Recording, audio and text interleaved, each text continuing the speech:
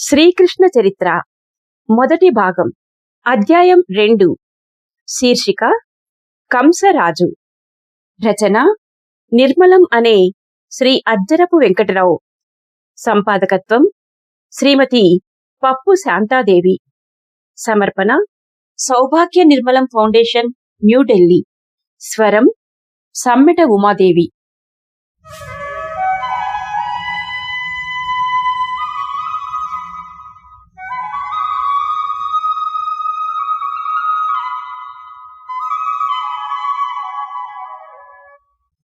ప్రపంచమందలి జీవరాశులన్నింటిలో మానవులు మహోత్కృష్ట జీవులు. సృష్టి అందలి జీవులన్నీ తమ తమ సౌఖ్యక్షేమముల కొరకు ప్రాకులాడుతాయి. మానవులు కూడా ఇతర జీవుల వలె సౌఖ్యక్షేమముల కొరకు పాటుపడే మాట నిజమే. కాని మానవులలో పురోవృద్ధి అనే మరొక లక్షణం ఉన్నది. అది జంతువులలో లేదు. మానవులు స్వార్థపరత్వమునకు అతీతులవుతారు. వ్యక్తి స్వార్థమునకు అతీతులై సర్వమానవ సౌఖ్యము కొరకు పాటుపడతారు. అలాంటి వారే మానవులు.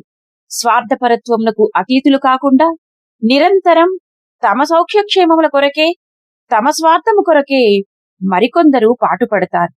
అలాంటి వారు మానవ శరీరములలో నున్నప్పటికీ ఇంకనూ మానవత్వము పొందని మానవులుగా పరిగణింపబడతారు.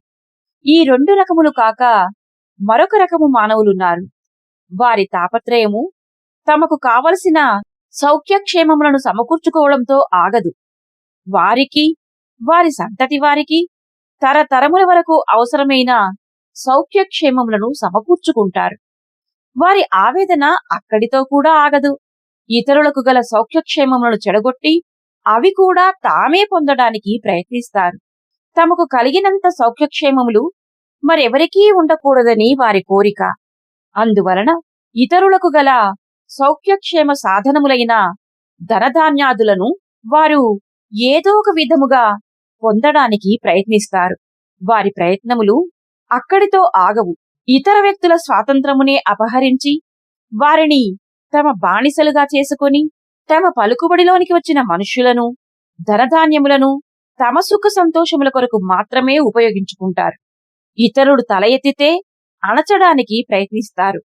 ప్రజానికపు సుఖ సంపదలను, స్వాతంత్రమును, అభివృద్ధి అవకాశములను అపహరించి కామక్రోధములకును, ఈర్ష అసూయలకు దాసులైన మానవులనే రాక్షసులంటారు. స్వార్థపరత్వానికి అతీతులైన మానవులు ఆదర్శ జీవులు. వారు వ్యక్తి స్వార్థములకు అతీతులగుట వలన విశ్వమంతా తమదిగానే భావించుకుంటారు. తమలోనూ విశ్వమందలి సమస్త జీవులలోనూ ఒకే ఒక దివ్యశక్తి వ్యాపించియున్నదని వారు గ్రహించగలుగుతారు. ఆ దివ్యశక్తిని వారు సర్వత్రా చూడగలుగుతారు. అలాంటి మానవులు దివ్యులే. ఈ విధముగా అన్ని ప్రదేశములలోనూ, అన్ని యుగములలోనూ దివ్యులు, మానవులు, రాక్షసులు అనే 3 తెగల మానవులు ఉంటూనే ఉంటారు. దివ్యుల సంఖ్య అధికముగా నుండి వారి శక్తి ప్రబలముగా నుండే ప్రజాజీవితము ధర్మబద్ధమై ఉంటుంది. రాక్షసుల సంఖ్య అధికముగా నుండినచో ధర్మము క్షీణించుట వలన ప్రజలు దుఃఖజీవునులై ఉంటారు. ద్వాపర యుగాంత కాలములో ధర్మము క్షీణించినది. రాక్షసులు ప్రబలముగా వ్యాపించారు. ప్రజాజీవితము దుఃఖభూయిష్టమైంది. ఆ పరిస్థితులను సరిదిద్ది దుష్టులను శిక్షించి శిష్టులను రక్షించి ధర్మమును పునరుద్ధరించడానికి తాను దేవకీ వసుదేవుల గర్భాన అవతరిస్తానని చెప్పి శ్రీమన్నారాయణుడు దేవతలందరికీ ధైర్యము కలగజేశాడు. విష్ణు విరోధులైన రాక్షసులు ఆర్యావర్త దేశములలోని వివిధ ప్రాంతములలో విజృంభించారు. కాలనేమి అనే ఒక రాక్షస ప్రముఖుడు మధురానగర ప్రభువైన కంసునిగా జన్మించాడు. మహానేమి, పంచజనుడు, బాణుడు, మధు, శంబర, మూరు, బట, బక, వల్కల, దంతవ్రక్త, అగ, అరిష్ట, నరక, దేనుక, ప్రలంబ, జంభ, పీట, శకట, తృణావర్త మున్నగు అసురులు వేరువేరు ప్రాంతాలలో జన్మించారు. వీరిలో కొందరు రాజులు, కొందరు మంత్రులు, కొందరు సేనాధ్యక్షులు. మొత్తము మీద అందరూ అధికార బలము దర్పము కలిగి అన్యోన్య సహకారంతో ప్రజాపీడన సాగిస్తున్నారు. వీరిని నశింపచేయటానికే శ్రీమన్నారాయణుడు కృష్ణావతారం ఎత్తవలసి వచ్చినది.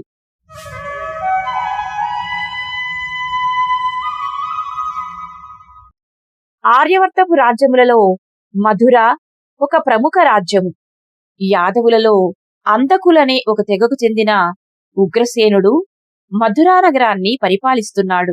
అతడు భగవద్భక్తుడు, విష్ణుసేవ పరాయణుడు, సనాతన ధర్మాన్ని యథావిధిగా నిర్వర్తించాలనే ఆశయము కలవాడు. ధర్మబద్ధుడై ప్రజాపాలన సాగిస్తున్నాడు. వేదములయందు వేదోక్తములైన యజ్ఞ యాగాదులయందు భక్తి విశ్వాసములు కలవాడు. ఉగ్రసేనుని భార్య పవనరేఖ. కాలనేమి అనే రాక్షసుడు ఈ దంపతులకు పెద్ద కొడుకుగా జన్మించాడు. వానికి కంసుడు అని నామకరణం చేశారు. మహానేమి అనే రాక్షసుడు వీరి రెండవ కుమారుడిగా జన్మించాడు. వానికి మహాదమనుడని నామకరణం చేశారు. కాలనేమి మిత్రుడైన ఒక రాక్షసుడు మగధరాజైన జరాసంధునిగను, మరి ఒకడు చేదిరాజైన శిశుపాలునిగను, మరి ఒకడు కాంబోజమునేలే కాలయవనిగను, ఇంకొకడు సౌభరాజ్యమునేలు సాల్వునిగాను జన్మించారు. కరూష దేశమునేలే దంతవక్త్రుడిగా మరొక రాక్షసుడు జన్మించాడు. ఇలా వేరువేరు ప్రదేశములలో జన్మించిన ఈ రాక్షసులందరూ ఆయా ప్రదేశాలలో రాజులై అధికారాన్ని హస్తగతం చేసుకుని ఒకరికొకరు సహాయం చేసుకుంటూ ప్రజలను, ముఖ్యముగా ధార్మిక జీవనము కలవాటుపడిన వారిని, విష్ణు భక్తులను హింసిస్తున్నారు. మధురానగరపు యాదవులలో అంధకులు, భోజులు, వృష్ణులు, శూరులు, దశార్హులు వగైరా కొన్ని తెగలవారున్నారు. ఆయా తెగలకు సమర్థులైన నాయకులున్నారు. ఆ నాయకులను ముఖ్యులు అంటారు. అలాంటి నాయకులందరికీ ఉగ్రసేనుడు ప్రభువు. ఆ ఉగ్రసేనుని కుమారుడు కంసుడు. ముఖ్యులందరూ సిరి సంపదలలోనూ బల పరాక్రమములోనూ అధికార దర్పములలోనూ ఒకరికొకరు తీసిపోరు. ఆస్తులు పరివారములు ఎవరికి వారికున్నాయి. రాజైన ఉగ్రసేనుడు బలవంతుడు కాదు. అతని కుమారుడు కంసుడు పెద్దవాడై రాజ్యకార్యములందు కలగజేసుకొని అధికారమును వశపరుచుకోవడానికి ప్రయత్నాలు సాగించాడు. అనతి కాలంలో మహాబల పరాక్రమాలతో విజృంభించాడు. చాణూరుడు, ముష్టికుడు, సింహలుడు, ప్రలంబుడు, వల్కలుడు, దంతవ్రక్తుడు మున్నగువారు కంసునికి కుడిభుజములుగా వ్యవహరించారు. వారంతా కంసునికి నమ్మిన బంట్లు. అందరూ కలిసి వేదాధ్యయనాలను విఘ్నపరిచారు. యజ్ఞవేదికలను కలుషితం చేశారు. విష్ణు భక్తులను హింసించారు. కంసుడు, జరాసంధుడు శివభక్తులు అధికార గర్వంతో విష్ణుదూషణ చేయటమే కాకుండా భక్తజనులను బాధలు పెట్టారు. తాము తమ రాణులతో విలాసముగా రథములపై కూర్చొని ఆ రథములను మహర్షులచే లాగించారు. హిరణ్యకశిపుని కాలంలో వలె విష్ణు భక్తులు తల్లడిల్లిపోయారు.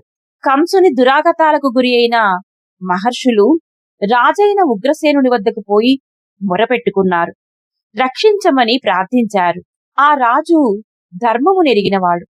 కొడుకు యొక్క దుష్టచేష్టలను సహించలేకపోయాడు. మహర్షుల మొరవిని కొడుకుపై మండిపడ్డాడు. మందలించాడు. ప్రజాపీడన పాపకార్యమన్నాడు. అది రాజ్యానికే అరిష్టహేతు అన్నాడు. అలా చెయ్యకూడదన్నాడు. తండ్రి మాటలు విని పకపకా నవ్వాడు కంసుడు. నీవు వయస్సు మళ్ళినవాడవు, రాజకార్యములను నిర్వహించలేవు సరికదా, కనీసము అర్థము కూడా చేసుకోలేవు. నీవు అనవసరంగా కలగచేసుకోవద్దు అని తండ్రిని మందలించాడు. వృద్ధరాజు శక్తిహీనుడు. అతడేమి చేయగలడు? విధి నిర్ణయము ఎలాగుంటే అలా జరుగుతుంది. ఎవరు ఏమి చెయ్యగలరని ఊరుకున్నాడు. కంసుడు రాజ్యాధికారము హస్తగతము చేసుకున్నా తానింకా రాజకుమారుడే. తాను రాజవడం ముసలివాడ జీవించినంత వరకు పడదు. తాను తన మామగారగు మగధ దేశాదుని చేత గౌరవించబడాలంటే తానొక అప్రతిహతుడైన రాజు కావాలి. తన రాజ్యములో మరొకరు తలెత్తుకుని తిరగకూడదు. ముఖ్యులందరి వద్ద విశేషములగు ధనరాశులున్నాయి, భూములున్నాయి, ఆయుధాలు, సేనలు, పరివారములు ఉన్నాయి. కొంచెం ఇంచుమించు రాజుకి గల పలుకుబడికి సమానమైన పలుకుబడి వారికి ఉంది. రాజకార్యాలలో ఏ నిశ్చయం చెయ్యాలన్నా వారందరినీ సమావేశపరిచి విషయములు వారికి చెప్పి వారి అభిప్రాయమును గ్రహించి ఆ ప్రకారము చెయ్యాలి. ఈ పద్ధతులు కంసునికి ఎంతమాత్రము రుచించలేదు.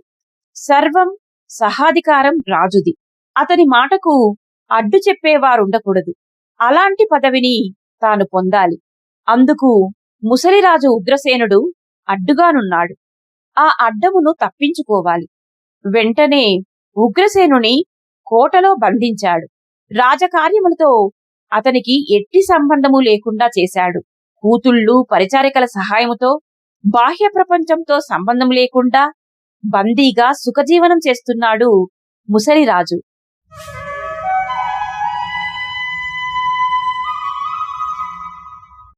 కంసుడు సింహాసనమధిష్ఠించాడు. జరాసంధుని కుమార్తెలగు అస్థి, ప్రాప్తి అను వారలను పెళ్లి ఆడి ఉండటం వలన అతనికి మగధరాజపు అండదండలున్నాయి. పరిసరములలోనున్న ఇతర రాజులను మంచి వలననో భయపెట్టియో మిత్రులుగా చేసుకున్నాడు. పరరాజ్యము వలన భయము లేకుండా చేసుకున్నాడు. అతడు తన శక్తినంతటిని మధురలో యాదవ ముఖ్యులపై ప్రయోగించి కొందరి భూములు లాగుకొన్నాడు. సంపదలను దోచుకున్నాడు. స్త్రీలను తెచ్చి రాణివాసములో చేర్చుకున్నాడు. అతని బలము ఆనాటికానాడు అధికమవుతుంది. అతడు నిరంకుశుడయ్యాడు. అతని దాటికి సహించలేక కొందరు యాదవ ముఖ్యులు తమ సర్వస్వమును విడిచిపెట్టి పరరాజ్యములకు వలసపోయారు. మరికొందరు పారిపోవడానికి కూడా సాహసము లేక, అతనిని ఎదిరించడానికి ధైర్యము లేక, కర్మానుభవం తప్పదనుకొని లొంగిపోయి అతని అడుగులకు మడుగులొత్తుతూ కాలం గడుపుతున్నారు. అతని హింసలకు అలవాటు పడిపోయారు. అలాంటి వారిలో వృష్ణివీరులలో అక్రూరుడు, శూరవీరులలో వసుదేవుడు, అంధకులలో బాహుకుడు ప్రముఖులు. ఆ ప్రాంతంలోనే మధుకుడనే మహాతపస్వి ఒకడుండేవాడు. కంసుని భటుల దృష్టి ఆయన మీద పడింది. ఆయనను పట్టి బంధించి కంసుని వద్దకు తీసుకుని వచ్చారు. తపస్సులను చూస్తే కంసునికి అరికాలుమంట నెత్తికి వచ్చేది. వారందరూ విష్ణు భక్తులు. సమస్త లోకాలను పరిపాలించి శాసించి రక్షించేది విష్ణువంటారు. వారి మాటలు చాలా అసహ్యంగాను అసభ్యంగాను కనిపించాయి కంసునికి. తాను మధురా నగరానికి రాజు. తన రాజ్యంలో తన మాటకి తిరుగులేదు. తన రాజ్యంలోని ప్రజలను రక్షించడానికి, శిక్షించడానికి తాను సర్వసమర్థుడు. అలాగే మగధ రాజ్యానికి తన మామగారగు జరాసంధుడు ప్రభువు. ఆ రాజ్యంలో ఆయన మాటకు ఎదురు చెప్పే సాహసం ఎవ్వరికీ లేదు. ఇవి అందరూ ఎరిగిన విషయములే. అలాగే ఏ రాజ్యానికి ఆ రాజు ప్రభువయుండగా ప్రజారక్షణ, శిక్షణ, అధికారములు ఆ రాజు హస్తగతమయుండగా ఆ విషయములు స్పష్టంగా అరచేతిలోని ఉసిరికాయ వలె ప్రత్యక్షంగా తెలుస్తున్నా విష్ణువు సమస్త లోకాలను పరిపాలిస్తున్నాడనడం అతనికి హాస్యాస్పదంగా కనిపించింది. అలాంటి మాటలు రాజద్రోహంగా భావించాడు. ఆ మాటలు పలికే రాజద్రోహులందరినీ శిక్షించమని శాసించాడు. తన వద్దకు కొనిరాబడిన మధుక మహర్షిని కంసుడు నానా దుర్భాషలాడాడు. అనేక విధముల హింసించాడు. తుదకు తన రథాన్ని లాగమన్నాడు. ఆ మహర్షి ఉదార హృదయుడు. సమస్త జీవులలో సర్వంతర్యామిని చూడగల స్థితప్రజ్ఞుడు. అహంకార ప్రాబల్యమునకు లొంగిపోయి మూఢుడై ఈ రాజు కన్నుకానకున్నాడే, నిజస్థితి తెలుసుకోలేకపోతున్నాడే, సత్యదూరుడైన ఇతనిని సన్మార్గంలోకి తిప్పడం ఎలాగా అని ఆలోచించాడు. ప్రయత్నం చేసి చూద్దామనుకున్నాడు. రాజా, నీవు అనుసరిస్తున్నది మంచి మార్గము కాదోయి. నీ ప్రవర్తనను పద్ధతులను మార్చుకోవాలి. లేకపోతే సర్వనాశనమైపోతావు. నిన్ను నన్ను సృజించిన భగవంతుడు వేరే ఉన్నాడు. నీవు, నేను, ఈ సమస్త ప్రజలు ఆయన ముందు సమానులు. నా చేతగాని మరొకరి చేతగాని నీ రథమును లాగించుకునే హక్కు నీకు లేదు. అధికార మదము వలన ఇలాంటి ధర్మవిరుద్ధమైన పనులు చేస్తే నీవు పతనమైపోతావు. సత్యం, ధర్మం అనే ఈ రెండు శాశ్వతములు, వాటికి నాశము లేదు. మూర్ఖులైన వ్యక్తులు వాటికి అతీతులమనుకొని ఎన్నో తప్పులు చేస్తుంటారు. వాటిపైన విజయం సాధించామని అనుకుంటారు. కాని చివరికి సత్యం, ధర్మం ఇవే జయించి తీరుతాయి. ఏది నీకు మంచిదో తెలుసుకోలేకుండా ఉన్నావు. నీవు దుష్ట ప్రవర్తన కొనసాగిస్తే దుష్ఫలితాలను పొందక తప్పదు. నేను నివసించే దేశానికి రాజువి కనుక నీకు హాని కలగజేయటం ధర్మం కాదు గనక నీవు ఎంత హింసించినా ఓపిక పట్టి మంచి చెబుతున్నాను. కళ్ళు తెరిచి అర్థం చేసుకో అన్నాడు మహర్షి. మధుకుని మాటలకు సమాధానంగా వికటాట్టహాసం చేశాడు కంసుడు. ఓయి జడల మనిషి, దేవుడు సత్యం అంటూ వెర్రిమరి కబుర్లు చెప్పి నన్ను మభ్యపెట్టాలని ప్రయత్నించకు. ఈ మహావిశ్వములో దేవుడు సత్యము అంటూ ఏమీ లేవు అన్నాడు కంసుడు. దానికి మహర్షి, రాజా, దేవుడున్నాడు. ఆ దేవుని వల్లనే ఈ సృష్టి కొనసాగుతోంది. ఆయనే ఈ సమస్త జీవుల్ని రక్షించి పాలిస్తున్నాడు అన్నాడు. దానికి కంసుడు, అలాంటి మాటలు నాకు కోపాన్ని కలిగిస్తాయి. మన కండ్లతో మనం చూస్తున్న విషయములు కాదని, ఎక్కడో దేవుడున్నాడు, అతడు చూస్తాడు, చేస్తాడు అంటావేమిటి? స్త్రీ పురుష సంయోగం వల్ల మానవులు సృష్టించబడుతున్నారు. స్త్రీ పురుషులకు గల పరస్పర అనురాగముల మీద ఆధారపడి ఆ సృజన విధానం కొనసాగుతున్నది. ఇది మనం నిత్యం చూస్తున్నది, మన అనుభవంతో ఎరిగినది. దీనిని కాదంటావేమిటి అని అన్నాడు కంసుడు. మహర్షి, రాజా, అవివేక మార్గాన్ని విడిచిపెట్టు. భగవంతుడున్నాడు. తెలిసి చేసినా తెలియక చేసినా మన దోషములను ఆయన సహించడు. మనలను తప్పక శిక్షిస్తాడు. దుష్ట మార్గము విడిచిపెట్టు అని చెప్పాడు. దానికి కంసుడు, మహర్షి, నేను ఎవరికీ భయపడను. నేనెవరికి భయపడాలి? ఎందుకు భయపడాలి? నేను ప్రభువును.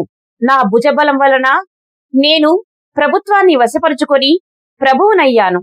ఈ ప్రపంచంలో నాకు సమానుడెవరు? నన్ను అడ్డగలిగినదెవరు? నేను బలవంతుడను. ఇది నా రాజ్యం. నా రాజ్యాన్ని నా ఇష్టం వచ్చినట్టు పరిపాలిస్తాను. నాకు తృప్తి కలిగేలా ఈ రాజ్య భోగాలను అనుభవిస్తాను. నా స్నేహం కోరిన వారికి, నన్ను ఆశ్రయించిన వారికి, నాకు ప్రీతిని కలిగించిన వారికి నా చిత్తమునకు నచ్చిన రీతిగా రాజ్య సంపదలను పంచిపెడతాను.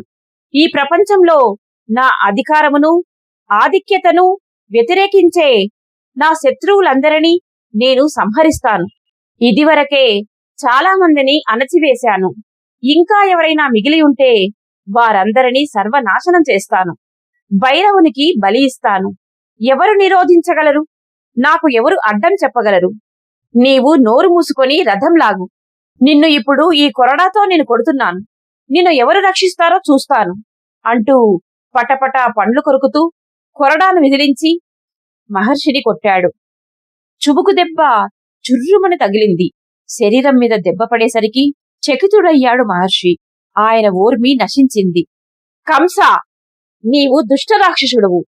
దుష్టరాక్షస శిక్షణార్థం ప్రతి యుగములోనూ నారాయణుడు అవతరిస్తాడు.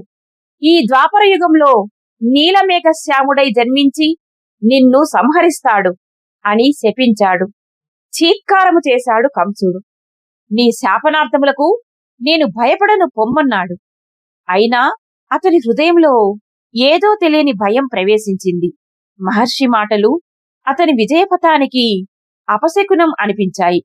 ఛీ, ఈ ముసలివాని నోట ఇలాంటి అశుభవాక్యాలు వచ్చాయేమిటి? నిజంగా అలా జరుగుతుందేమో అని భయపడ్డాడు. ముసలివాని మీద చాలా కోపం వచ్చింది. కొరడాతో మరో 2 దెబ్బలు కొట్టాలనిపించింది.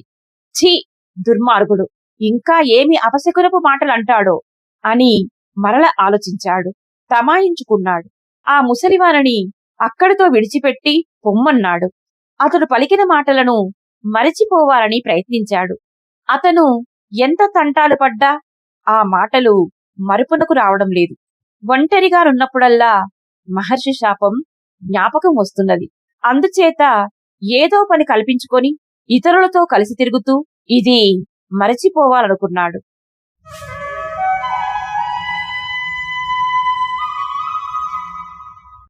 తన పినతండ్రి అయిన దేవకుని కుమార్తె దేవకిని శూరుని కుమారుడు వసుదేవునికిచ్చి పెండ్లి చేయడానికి ఏర్పాట్లు జరుగుతున్నాయి. శూరముఖ్యుడైన సూర్యుని కుమారుడగు వసుదేవునికిచ్చి పెండ్లి చేయటానికి ఏర్పాట్లు జరుగుతున్నాయి. వసుదేవుడు కంసునకు ఆప్తవర్గంలోని వాడు కాడు. ఆయన విశేషములగు సిరి సంపదలు బలపరాక్రమములు కలవాడు. యమున కావల తట్టున గల జనపదములన్నింటిలోనూ విశేషములగు పలుకుబడి కలవాడు. నిజానికి శూరసేన వంశజులే మధురకు ప్రభువులు. కాని వసుదేవుడు రాజరికమును తిరస్కరించాడు. అప్పుడు ఉగ్రసేనుడు మధురకు ప్రభువయ్యాడు. రాజరికమును వదులుకున్నను రాజును మించిన పలుకుబడి కలవాడు. ఈ సంబంధం ద్వారా అతడిని కొంతవరకు సన్నిహితుడిగా చేసుకోవచ్చునని కంసుడు అనుకున్నాడు. దేవకి కంసునికి ప్రేమాస్పదమైన చెల్లెలు. అటు వసుదేవుడు మధురానగర మహాప్రముఖులలో ఒకడు.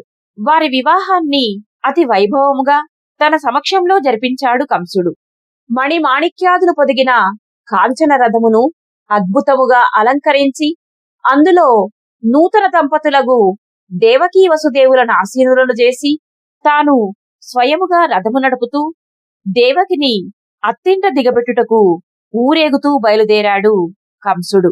మంగళవాద్యములు శంఖ నినాదముల మధ్య ఉత్సాహంగా సాగిపోతుంది ఊరేగింపు.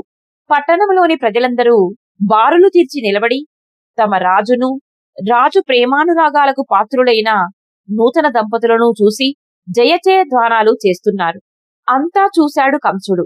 తనను చూచి జయ జయ ధ్వానాలు చేస్తున్న తన ప్రజలను చూసేసరికి అతడిలో ఒక విధమైన గర్వంతో కూడిన తృప్తి బయలుదేరింది.